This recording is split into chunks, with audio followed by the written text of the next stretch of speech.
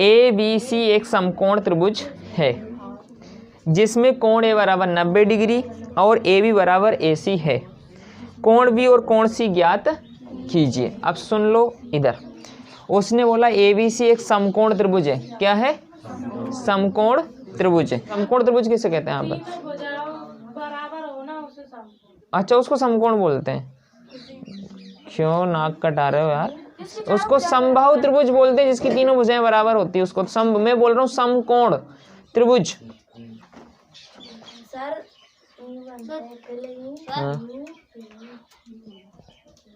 पीछे बताओ।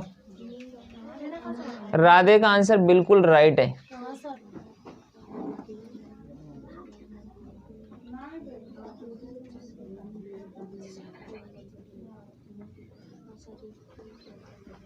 जिस पे 90 डिग्री का एंगल बनता है वो समकोण त्रिभुज होता है।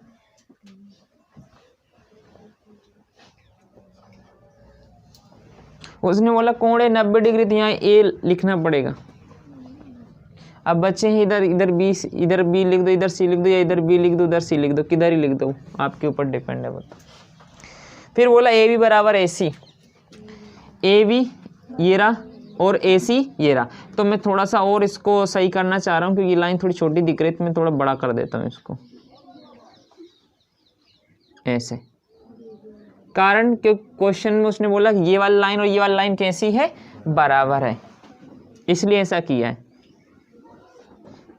तो ये वाली लाइन और ये वाली लाइन कैसी हो गई? बराबर हो गई। ये कोण 90 डिग्री का हो गया। लिखते नहीं है, ये सिंबल ऐसा ही बनता है उसका 90 डिग्री का। ठीक है। कोण बी और कोण सी का मान पता करना है। कोण ये बी है, इसका मान और इसका मान क्या करना है? पता करना है। ठीक है। एक समकोण त्रिभुज क्या है? ABC है। ABC एक क्या है? समकोण त्रिभुज है। कौन सा त्रिभुज है ये? समकोण त्रिभुज। इसकी दो भुजाएं कैसी है? बराबर है। AB बराबर AC, दो भुजाएं बराबर दे रखी ना उसने, AB बराबर AC। ठीक। जब दो भुजाएं बराबर होती है तो उनके सम्मुख कोण कैसे होते हैं? बराबर होते हैं। इसलिए ये वाला कोण और ये वाला कोण कैसा होगा? बराबर होगा। ये लाइन ही मैंने आपको लिखवा रखी और कम से कम 2 दिन तक आपको इस प्रकार के सवाल मैंने करवाए थे। ये वाली भुजा और ये वाली जब भुजा बराबर होगी तो ये वाला कोण और ये वाला कोण कैसा रहेगा? बराबर रहेगा। कोण B बराबर कोण C कैसे होंगे? बराबर होंगे।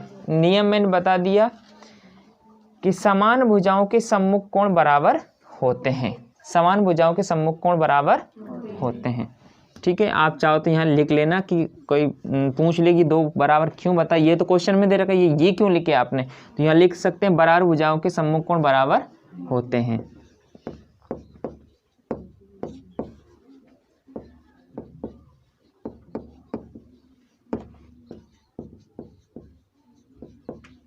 सम्मुख कोण बराबर होते इसलिए लिखा।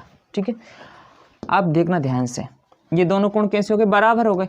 इन दोनों कोणों को आप किसी वैल्यू मान लो, x एक मान लो, y मान लो, z मान लो, कुछ ही मान लो। तो कोण B और कोण C का मान कितना मान लूँ मैं? x मान लूँ क्या? मान सकता हूँ? ठीक है।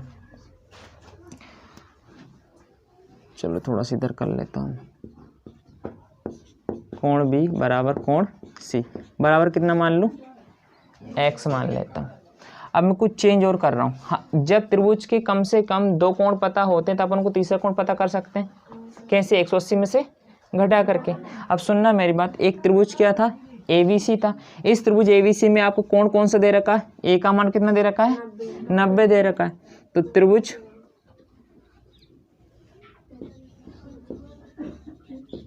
समकोण त्रिभुज ABC में कोण A बराबर 90 दे रखा था और दो भुजाएं बराबर दे रखी थी। तो हमारे पास एक कोण तो पहले से ही पता था, दो कोण हमने पता कर लिए, दोनों का मान कितना आया, x आया। अब हम जानते हैं कि